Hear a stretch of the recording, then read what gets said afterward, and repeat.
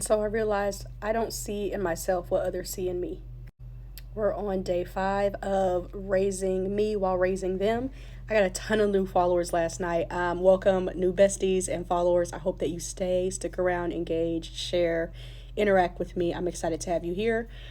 Today's reflection is an interesting one, I guess. But I feel like I'm not the only one who probably feels this way. So I've always struggled with seeing in myself what others see in me. And I can't say always. In recent memory, definitely in adult life and like in career life, I have worked for people to see me as good and talented and a light in all of those things. And I've talked about this in some of the other videos this week. But the issue is like I am always super surprised when something is like very successful. And it's not because I don't have examples of me being very successful in my life. It is that I have been through some things that cause me to question my goodness and my light and my natural talents and gifts, especially because I want certain spaces and certain people and organizations and things to like call these things out. Like, I'm one of those people who's like a little bit shy about a lot of recognition, but there are certain things where I think it's natural with everybody. You want somebody to see you, to notice you and to celebrate you. And that's what I've been wanting.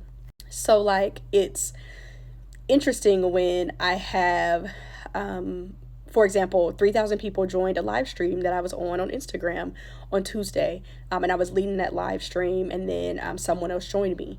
And that I was just like shocked.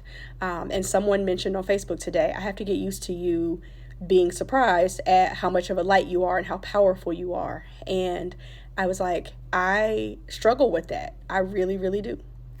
And so what I really want to do in carrying into parenthood is instilling this like confidence and helping my kids celebrate. There are, especially with my son having autism, every win is really a win. And honestly, we say this a lot, but I don't think we realize, like, when you say a win is a win, it is. And there are a lot of things that people are going through and progressing through that took a lot of practice. It took a lot of consistency.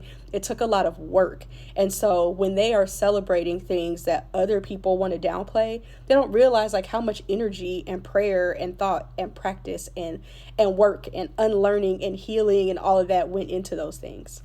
So when I think about my son who has autism and is non-speaking, when he says words, I'm super excited. Or when he's reached a new milestone, like matching like multiple things, because of everything that goes into that neurotypical people are just sort of used to doing, right? And now, that's not to say that everybody does it flawlessly every time, but with him, getting him to pay enough attention, one, to look at all of his options and then match items, is like not something that he was just naturally doing. And while it takes people practice to match, it looks different in my daughter than it does in him. She can stop and pay attention long enough and is interested in what's going on to learn the matching, to repeat the words, to learn the songs, to repeat the sayings, to imitate. He did not. So getting him to stop, to sit, to pause, to look, and like look long enough in detail to be able to then pick up another card from another place and go back and look at that card and look at all of his options and then match cards together. That's a complex skill, right? That people often downplay because you're used to doing it. I can match things pretty quickly. I'm used to doing it. But thinking about everything that goes into him developing the skills and the practice to get the behaviors to do that, it's huge. And I celebrate that a lot because I want him to see his goodness, his light, and his brilliance. And beyond that skill, he's still brilliant. And the same for my daughter. Like, there's no question that my children are brilliant and they're really going to change the world. I can see their light, and they came from me and their dads, right? But they came from me, and people see my light, but I don't see mine. So I'm committing today to take my own advice, because I'll be giving other people advice.